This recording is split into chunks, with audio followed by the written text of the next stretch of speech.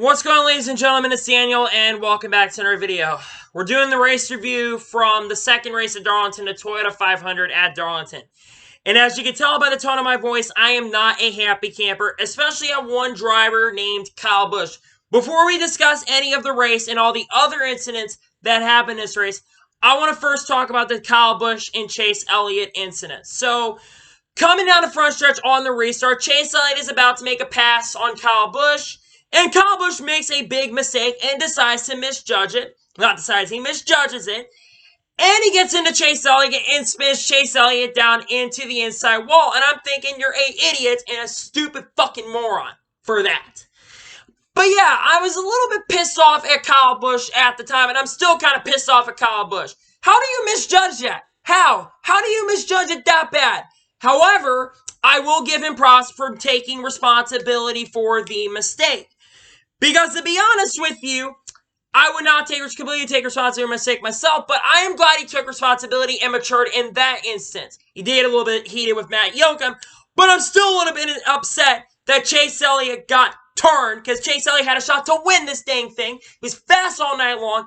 Clint Boyer probably deserved to win more than him, but I'm a little bit pissed off at Kyle Busch right now. Kyle Busch, I respect you as a driver. I think you're one of the best drivers in NASCAR history, and you definitely deserve to be in the Hall of Fame. But what was that all about? I don't think you intentionally turned him. I don't think you did it on purpose. But I'm just not happy with you because you turned him. And let me say this for the record, Kyle Busch, I do respect you for admitting your mistakes. But you do deserve, in my honest opinion, you do deserve the little bit of the hatred for what you get. And as well, Chase Elliott has every right to not forgive you for the incident. That is just my opinion on the situation, and Chase Elliott gave him the bird, and I loved it. I hope NASCAR, you better not find him for that, because we all loved that. I think everyone who watched that race, except some of the Kyle Busch fans, probably liked that incident. So yeah, I am a little bit heated at Kyle Busch right now, but Kyle Busch, I don't hate you as a driver, man. I think you're one of the best drivers ever. I'm just not happy with you. I do, however, appreciate you taking responsibility for the mistake, just like you did with Truex 2 years ago. I do appreciate that. We all make mistakes. I completely understand that. And yeah, I'm a little bit upset about that. But anyway, let's just jump into the rest of the review. Yeah, as you can tell, I'm a little bit upset about it. So, let's start off with the start of this race. So, the first two cautions of this race would come out for John Hunter Nemechek. John Hunter Nemechek basically cut a tire on the start in the first 4 laps. And then about 5 or 6 laps later, he brought out the second caution to race, basically had more tire problems, and the tire would end up cutting itself. Then the third caution race came out for the competition caution, which I thought it was going to be kind of like similar to the competition caution we saw in the first race. But the third caution of the race came out for that, a normal competition caution. And I can't remember who took the lead, but I think it was Clint Boyer. And then Clint Boyer pretty much was set sail for the rest of this race. And Clint Boyer, at the end of the stage, would go on to win stage 1 after that competition caution. Then we went back racing for a little bit, and the fifth caution of the race would come out for Chris Buescher. People thought that Jimmy Johnson kind of got into him, but then Chris Buescher got spun by Michael McDowell. There was some contact between those two. That way he would spin out. He would bring out the fifth caution of the race. Went back racing for a little bit, and then Ricky Stenhouse Jr., of course Stenhouse Jr., would spin out, and he brought out the sixth caution to race, spun out. Just no ifs and buts about it. He got into it. Then the next incident we're going to talk about is Ryan Blaney. Ryan Blaney kind of got into the wall. He's just not had a good luck at Darlington, to be quite honest with you. And Ryan Blaney got into the wall. He would go to pit road, and he would never really recover throughout the race. And then the next incident would take place would be for Cole Custer. He got into the wall. He brought out the caution, and then basically, from there was a lot more good incidents. And then Clint Boyer would go out to win stage 2. Clint Boyer, to me, looked like he had the best car in this event. But, unfortunately, he just got into trouble later that we'll talk about. And then the next caution would come out during the green flag pit stops of this race. And a lot of people thought that this was going to be the end of the thing. At this point, Brad Keselowski and Brendan Poole decided to stay out. And at this point, Chase Elliott, Eric Jones, Denny Hamlin kind of were the guys to beat at the end of this thing. And then Matt Kenseth spun out with 40 laps to go. I think so. He said something broke in the car. He was spinning out, bringing out the caution with around 42 laps to go. Then on the restart, Chase Elliott had the race lead, and he was battling Brad Keselowski really hard. And he was holding off Brad Keselowski really, really hard. I was impressed with what Chase Elliott was doing there. And Clint Bowyer, unfortunately, was spin out and he brought a caution out. It's a shame because Clint Bowyer, honestly, in my opinion, he had the best car up to this point, and I thought it was his race to lose. But then, unfortunately, Clint Bowyer just had bad luck. Apparently, I need to shut my mouth because I was saying that Clint Bowyer was probably going to win this thing, and then he didn't win the race. And then we went back racing, and then with about 20 laps to go, Chase Elliott, we talked about the Chase Elliott incident, and then right from there, the race would come to an end, and Denny Hamlin would go out and score the win after the race was called for rain. Denny Hamlin wins his second race of the season at the Toyota 500 at Darlington. Denny Hamlin, congratulations, man. You deserve that win. Well, you don't completely deserve to win, but, well, actually, you kind of deserve to win because you got in first place. It doesn't matter how you get it. You deserve to win if you're in first place. Denny Hamlin wins the second race of the season, and now he's won his 39th career race. He is now tied for 20th all-time on his wins list. Denny Hamlin continues to etch himself as the best driver to never win a championship, except Junior Johnson, of course. I think Junior Johnson and Mark Martin are honestly better than Denny Hamlin. Well, I think Denny Hamlin's going to win more races than Mark Martin ever did. Will he win more races than Junior Johnson? He's got to win 12 more races to do that. If he wins a lot more races, 12 more races, and he doesn't win a championship, then yeah, Denny Hamlin, in my opinion, will be the greatest driver to never win a championship. So congrats, Denny Hamlin, on scoring his second win of the season. Tempers forward tonight, which that was very interesting. But let's now get into the results. So Denny Hamlin scores the win tonight. Kyle Busch, not happy with Kyle Busch, gets a second place finish. He did not deserve to be up there really all night. His car was not very good, but pit crew kind of helped him get up front. His second place finish. I mean, second place is a great run, but he's just not had a great year, and now he's going to have tempers with Chase Elliott. Don't be completely surprised that he gets dumped by Chase Elliott later this season.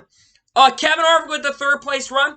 He had a solid night pretty much all night. He was up front most of the night. He was almost out of the top 10 at one point, but he really never fell out of the top 10. He continues his top 10 runs, and he continues to edge himself as one of the favorites to win the championship. Brad Keselowski scores a fourth place finish. Solid run for Brad Keselowski. And Erik Jones scores a top 5 finish. Great run for Erik Jones. Joey Logano finishes 6th. Aric Almirola finishes 7th. 8th place goes to Jimmie Johnson. Again, Jimmie Johnson starting to back and coming, finished 8th. Jimmie Johnson, another solid run, good run for him. Matt DiBenedetto consistently finishing in the top 10 every week, almost every week. A 9th place run, good job for him. And Martin Truex Jr., who I thought had a really good shot to win this thing just at the end of the race, could not get it together. He finishes 10th. Christopher Bell, a really awesome rebound night for him. I mean, he was in the top 20 most of the night. 11th place run. Finally, a solid run, the best of the rookies. And Christopher Bell, good job, man. You deserve a great run. Nice job there.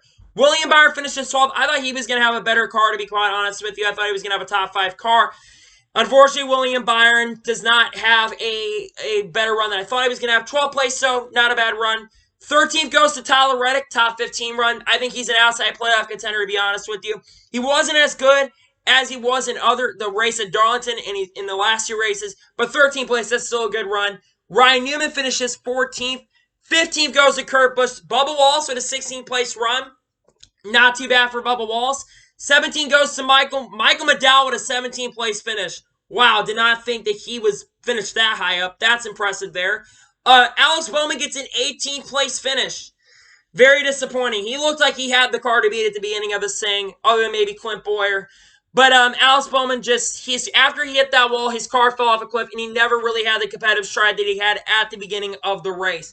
19th place goes to Ty Dillon, and Austin Dillon finishes 20th. Again, Austin Dillon continues to be slower than Tyler Reddick has at the beginning of the season. 21st place goes to Ryan Blaney after that cut tire. 22nd goes to Clint Bowyer. It really is a shame because Clint Bowyer has had the best race he's had since probably 2018. He had a fantastic race going, and unfortunately, he just finishes 22nd. It's a shame because he had a car to win. I thought he deserved to win the night, to be honest with you. He had the best car in the first half, probably in the second half too, until he got kind of screwed because of Ryan Newman. And I'm going to blame Ryan Newman for that one. I love you, Newman, but you kind of screwed Bowyer out of a win. Bowyer deserved that win.